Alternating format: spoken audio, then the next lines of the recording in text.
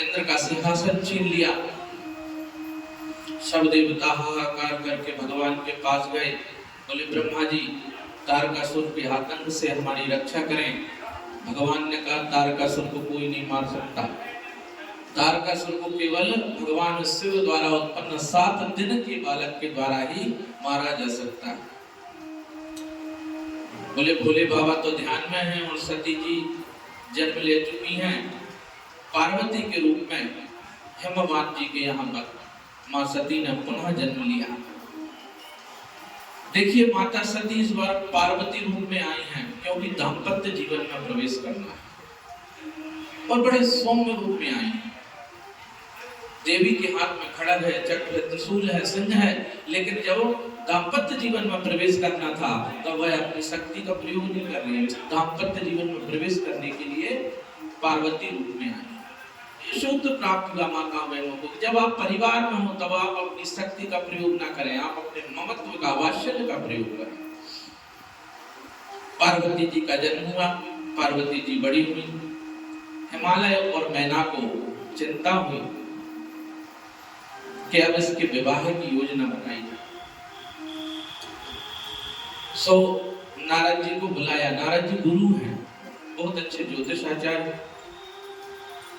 नारद जी से प्रश्न किया, हे मुनि कन्या का भविष्य बतलाइए।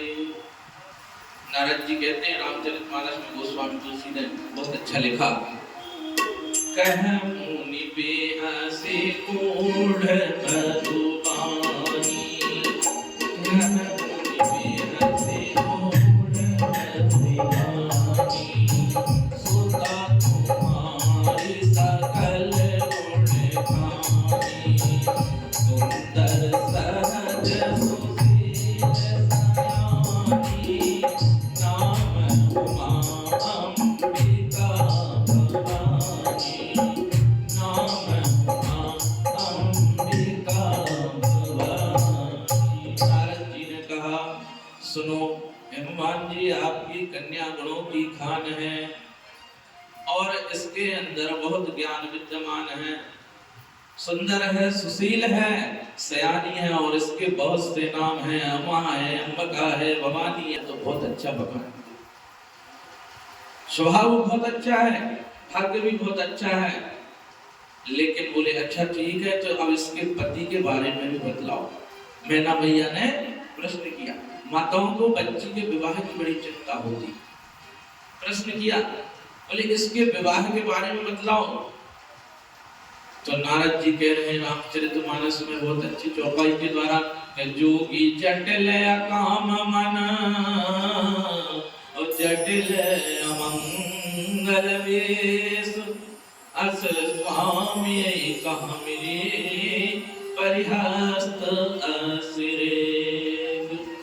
बोले इसका जो पति होगा वह जोगी होगा, बोले और नंद धड़ंग घूमने वाला होगा, अमंगल वेशधारी होगा और शमशान का वासी होगा। जो ये सुना तो माता जी का माथा ठनक गया। बोले पंडित जी कैसी बात कर रहे हो, अच्छी अच्छी बात बताओ।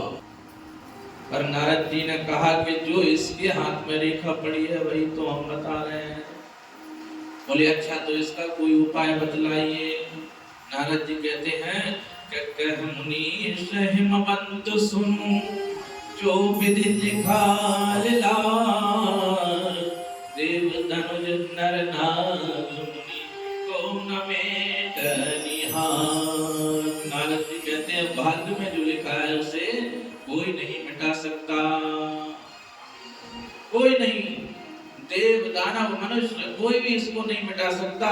लेकिन बोले एक बात है। बोले क्या? बोले जो गुण इसके पति में बतलाए जा रहे हैं, शमशान में रहने वाला, भस्मी लपेटने वाला, बोले वो गुण भोले बाबा में है। तो बोले ये अवगुण भी अब गुणों में परिवर्तित हो जाएंगे यदि इसका विवाह भोले बाबा से हो जावे। बोले भोले बाबा से विवाह कैसे होगा? तो बोले अगर आपकी पुत्री भोले बाबा को प्रसन्न करने के लिए तपस्या करे, मंत्र दिया नमः शिवाय। चले गए नारद जी मंत्र देकर। मैना जी और हिमालय जी ने बहुत विचार किया तो मैना माँ ने कहा, देखिए जी मैं कहती हूँ आप तो कोई अच्छा सा वर देखकर अपनी कन्या का विवाह कर दो। पार्वती का विवाह अच्छा वर देखकर कर दो। ये नारद जी की बातों में मत आओ। क्यों अच्छा घर क्यों बोला? कि जो घर वरु कुल होई अनुपा और करिए विवाह सोता अनुरूपा।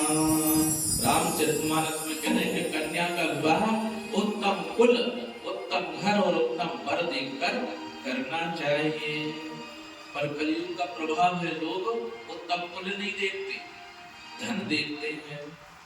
बोले अच्छा सरकारी नौकरी है, विवाह बिना कुछ देखे कर दिया, बाद में पता चला कि तीसरे महीने में ही बच्ची के ऊपर अत्याचार हो। उत्तम कुल, उत्तम घर, उत्तम वर देखकर विवाह करना चाहिए। पर आजकल प्रॉपर्टी, कार, बंगला और सरकारी नौकरी देखकर विवाह कर देते हैं। माता पिता स्वयं अपनी बच्ची के लिए ऐसा घर देखना चाहते हैं जहां सदस्य कम और पैसा ज्यादा हो। पर जहां पैसा ज्यादा हो यह जरूरी तो नहीं कि वहां संस्कार भी होंगे। जहां सास ससुर ना हो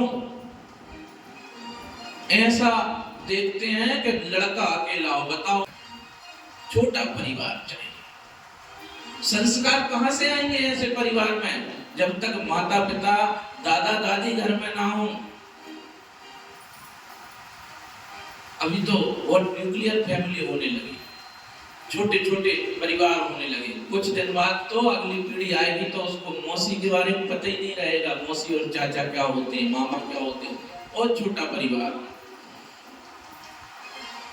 आजकल संबंध नहीं, सौदे हो रहे हैं, सौदे। और बच्चियां इतनी पढ़ लिख कर आगे बढ़ गई हैं, बराबरी का दर्जा चाहती। हम तो कहते हैं बेटियां खूब पढ़ें, हम बहनों की बहुत इज्जत करते, सबको अपनी बहन मानते, खूब पढ़ो खूब, लेकिन संस्कार मत खोना। अपने अंदर की सनातनी नारी को मत खो देना, अपने मातृत्व को खत्म मत कर देना। रिश्ते नाते संबंध इनके बिना जीवन अधूरा है। ये शिक्षा मिलती है संबंधों की, शिव परिवार से। संसार में जीवन कैसे जिए। माँ आज शक्ति भवानी सती रूप में आई पर जीवन पूर्ण नहीं कर सकी, तो पति पत्नी को एक आदर्श जीवन का संदेश देने के लिए माँ पार्वती रूप में आई। पार्वती रूप में आई और उनकी जब संतान हुई तो गणेश जी प्रथम पूज्य हुए। अच्छी संतान के लिए हमें अच्छे माता पिता बनना पड़ेगा, और अच्छे माता पिता बनने के लिए अच्छे पति पत्नी बनना पड़ेगा। आदर्श पति पत्नी कैसे होते हैं ये हमें शिव और पार्वती से, इस परिवार से सीखने को मिलेगा। यदि आपके घर में अशांति है, कलह है, तो आप शिव जी से इस प्रेरणा प्राप्त कर सकते हैं।